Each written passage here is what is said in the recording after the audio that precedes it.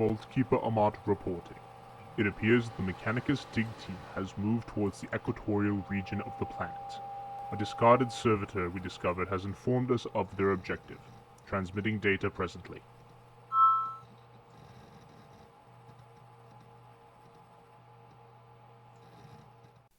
Welcome back to the Forge of Sagas. In today's video, we're going to be building this LED-powered shield generator. I was inspired by Agent North's shield from Red vs. Blue, which I've been re-watching to prepare myself to do some of the later stages of our Blood Gulch outpost board. I also just wanted to play around with some LEDs and see if I could actually get these shield walls to light up. Obviously I did, but I tell you it was a process. So without further ado, let's get started. The first thing we're going to do is cut out two circular bases. I cut the smaller one to be 7 inches in diameter and a larger one to be 9 inches in diameter. I used my ruler to find the center point and then a compass to draw out the circles nice and accurately. In the larger disc, I cut out a 5-inch hole in the center. When we stack these two pieces in the next step, this is going to give us a place where we can reach in and install our electronics and store our battery pack that powers our LEDs. To create this space, I cut out a series of cardboard blocks that were the height of my LED strip, which in this case was 3/8 of an inch, but your results may vary depending on what kind of LED strip you buy. I hot glued them around the edge of the inner hole, but I left myself a gap to store my battery pack. You can see the square traced out on the left-hand side of your screen, but you may have to adjust this pattern again based on what kind of battery pack you use. More on that later in the video.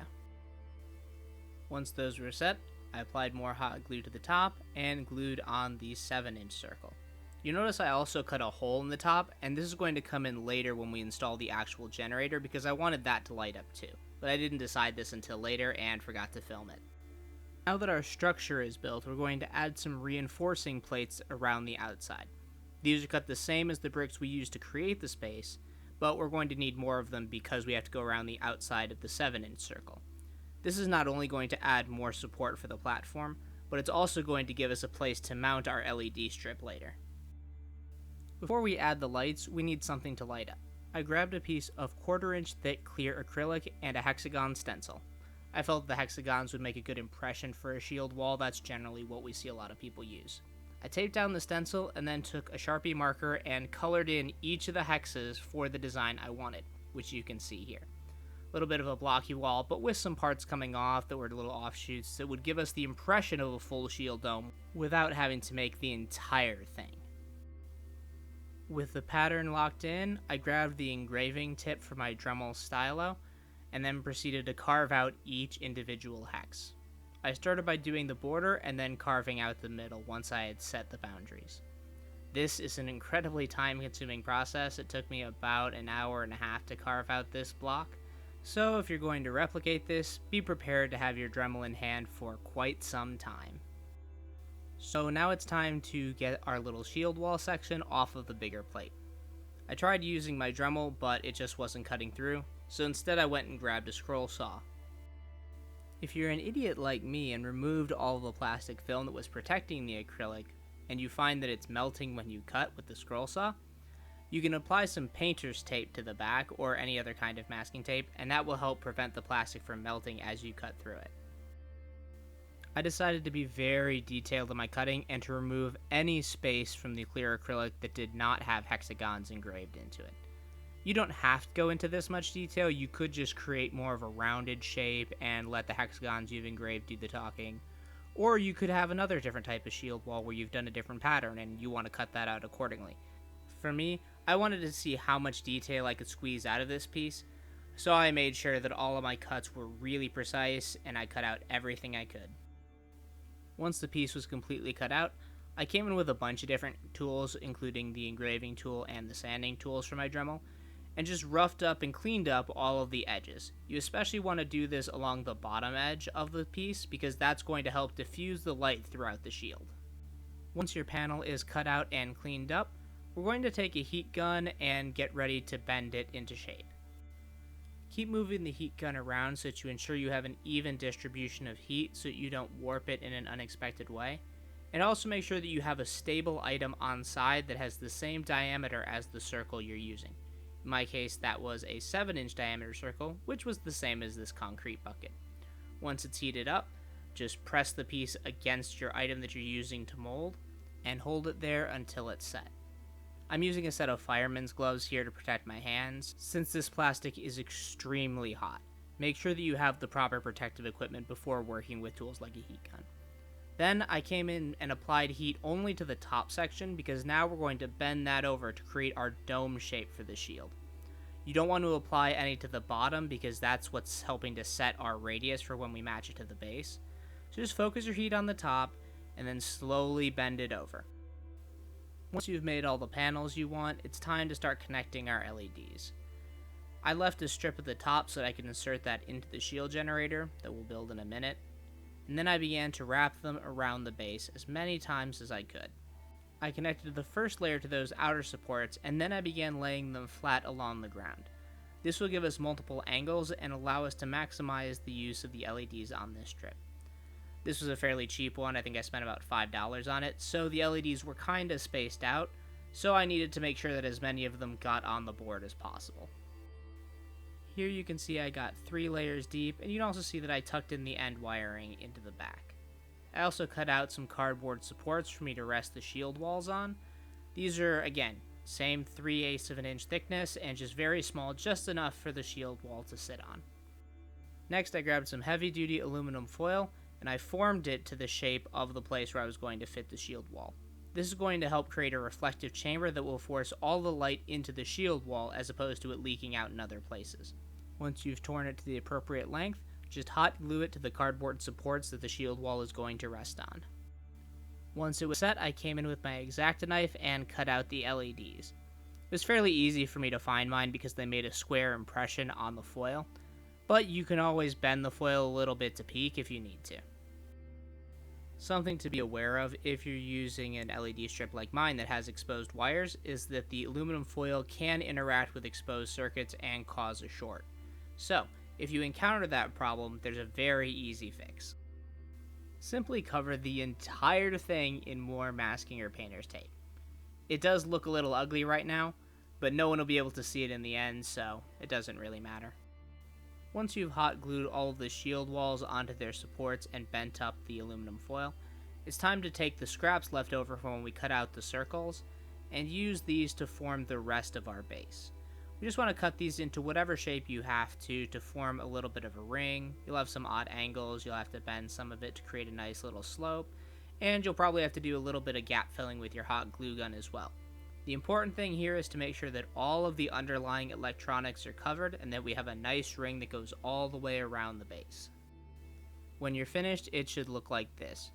You'll have a series of shield walls with their aluminum light chambers surrounded by cardboard frames.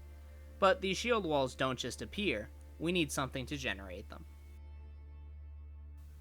To start, I grabbed these 2 halves, which were the part of a packaging for a dog toy, kind of a tennis ball on a rope thing, and I glued them together with some super glue. This is one of those bits that you kind of look at it, it has a cool looking shape, and you're like, I don't know what it's going to be for, but it's going to be for something. Well, for this piece, its time is now, it's going to be the top of my shield generator. I felt this contraption needed a little more bulk, so I grabbed the bottom of a Powerade bottle and the lid from a spaghetti sauce can and hot glued them together.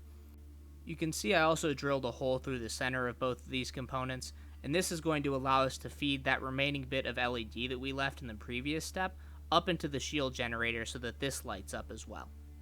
Now the last thing to do is just greeble it up with any spare bits you've got laying around. Make this thing look like it has more technical elements. You could add vents, control panels, little bits of techie things that just look interesting.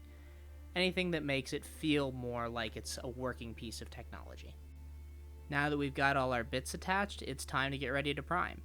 But I wanted to leave these little indents in the dog toy container open at the top because this is a place we could have light come out of from the LEDs that we're going to put in here. So I just grabbed some painter's tape and slotted it in there. That way when I prime it, no paint gets on there and it's still available for light to come through. The last step before priming is to rough up any of the smooth plastic areas with a bit of sandpaper. This is going to make a better surface for the spray paint to adhere to. Once I primed it, I kind of also ended up exposing some joints that were a little bit ugly. So in order to fix that, I mixed up equal parts of Milliput and let that cure for about 20 minutes before I started applying it to the model. Just wanted to use a wet sculpting tool, smooth it out, and just really fill in any gaps that don't look quite right. Once your Milliput is set, you can grab a file and make sure you sand everything nice and smooth. After laying a fairly thick coat of burnt umber over the gunmetal base, I came in with gunmetal again and did a heavy dry brush to blend in that brown and the gunmetal. This is going to give the metal a very aged look because I want this to be overgrown, like it's a relic from ancient times. It's not inside of some manufactorum where it's got all those orange and nasty rusts on them from chemicals, but instead has just been outside in the elements and just kind of very dingy and old. Since this has been outside, we can expect some plant growth, so I took a foliage green and just very lightly stippled that into areas where I'm going to add some flocking later. This is going to simulate some moss that's grown on it very deeply, and again, just tell us where we're going to want to add flocking. I then did the same thing with an olive drab. This is just going to give us a little bit of differentiation in color, a little bit of depth, and just some variety. One thing to keep in mind while you're doing this is to be careful of the area we taped off earlier to not cover it in paint so that the light shows through. I probably should have left the painter's tape on, but I pulled it off like an idiot, so if you do that, be careful, or again, just keep the tape on. Once the paint was dry, I grabbed some spray-on glue and sprayed it in the areas where I had painted the green paint so that I could attach the flocking. I started off with this more brown flocking. Again, this thing has been here a long time, so some of the vegetation will be old and dead, or at least a little bit less green. So I started there. Then I came in with some green foliage, a little bit more mossy, and added that as well. This combination of the two colors is going to give it a little more depth, a little bit more life, and make it look a lot more realistic. Once everything is dry, just thread your remaining LEDs up through both holes into the generator and secure it in place with some hot glue. I grabbed my LED control and just did a little test to make sure the light was coming through the way I wanted, and it was. Looks pretty nice. So we'll turn that off and move on to the next step. Next, I took a layer of Mod Podge and applied that all over any of the cardboard components. This is going to seal it against any moisture from paint or the spackle we're going to use to make our textured base, and prevents any warping that might occur. So just make sure you slather that on and then let it dry. I mixed up some brown paint into my spackle as I was getting it ready, again to protect against any chipping so that the ground will still look brown even if there's a break at some point in the future. I then came through and applied it very thinly around the entire base, being very, very careful not to get it on the shield walls. If you do, it's fine, just make sure you wipe it off before it dries. You know, one of the things you could do, and again, probably what I should have done, was put some painter's tape over the panels, at least at the bottom. But I didn't, so, you know, live and learn. I started with a layer of burnt umber to give us a nice earthy soil as an undercoat, and then we're going to build up some greens on top of that. Next, I came in and I stippled in the foliage green all over the place. I was trying to get good coverage of the brown, but I still wanted some of it to show through. I then repeated this stippling technique with the olive drab. Instead of going for full coverage though, I tried to just create some areas of variance where other types of vegetation might be growing. This is going to add a little bit of variety and depth of color to the base, which is going to help when we add the flocking in a minute. Again, just be careful while you're doing this to avoid getting any paint on the shield walls. Having done this, I highly recommend that you actually do put the painter's tape on it to keep it safe. Next, I stippled on some Mod Podge because this is a nice adhesive, it's got some nice tackiness to it, and I find that it holds the flocking a little bit better than just regular PVA glue. After that, I applied the layers of flocking how I like. I like to start with this brown, and then come in with a more vibrant green, just again, creating layers of color, a little bit of variety. Then I shake off whatever the excess is, and do a little brushing in just to make sure everything is settled nicely. I decided that I wanted some bushes to have grown up around the shield generator, it's been there that long, so I took some more Mod Podge and applied it around the base before grabbing some of this clump foliage that I got from my Hobby Lobby and just pushing it into the shield base. This also helps to hide any unwanted gaps that you have that may have formed. Anything that you might have missed when you spackled, or just, something that feels off to you. I decided that I really wanted this shield generator to be massively overgrown, so I took some more Mod Podge and applied it to the sides and attached this Spanish moss that I have. This is going to simulate some creeping vines and other vegetation that has climbed its way up the shield generator and really add to that overgrown feel. It can be a bit of a pain to get stuck in there, so just keep working with it and eventually you'll get it to stick the way you want it to. Once you have everything set, I recommend putting a layer of spray glue over the top of the terrain piece. This is going to help lock into place a lot of these bigger flocking pieces like the clump foliage and the vines, and just help them be a little more resilient when you're playing with them. All we have to do now is just insert our power pack. This is a phone charger that I got at the dollar store. It's really cheap, but it's nice and efficient. So I take my LEDs, which are USB powered. They came like this, but you can get USB controllers for a bunch of different lights. And I just snap it all together. And then using that pocket that I left myself in the base, I slide in the power pack, and then just push all the cables in there, flip it over. And voila, you'd never even know it was there.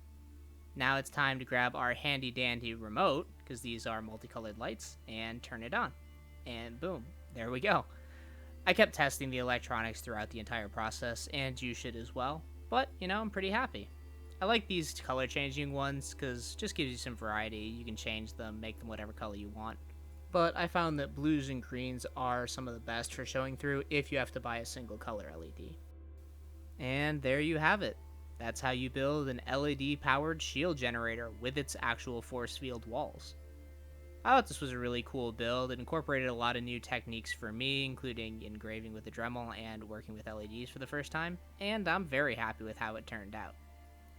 It was definitely a long process, and I went through a couple of different ideas before I finally settled on using the clear acrylic, but I feel confident in saying it's definitely one of the best ways to make the force field walls. The big benefit of using partial walls as opposed to making the full dome is A, they light up better, but B, it allows us to fulfill one of the eyes of terrain, which is interactive. A full dome would make it near impossible to get models in and out, whereas these partial panels still give us the impression of the shield dome, while allowing us to easily place our models in the terrain. However, this wouldn't be a real light up project if we didn't turn out the lights, so let's see it in the dark. You gotta admit, that's pretty cool. If you did like this video, please give us a like and subscribe to the channel to keep up to date on all of our projects here, be it terrain building, kit bashing, or anything else we decide to get up to. If you have any questions about this build, or any suggestions for what you'd like to see us do next on the channel, please leave us a comment below. You can also send us a message on any of our social media platforms, which you can find links to in the video description. Thank you for watching, and I hope to see you again the next time we ignite the Forge of Sagas.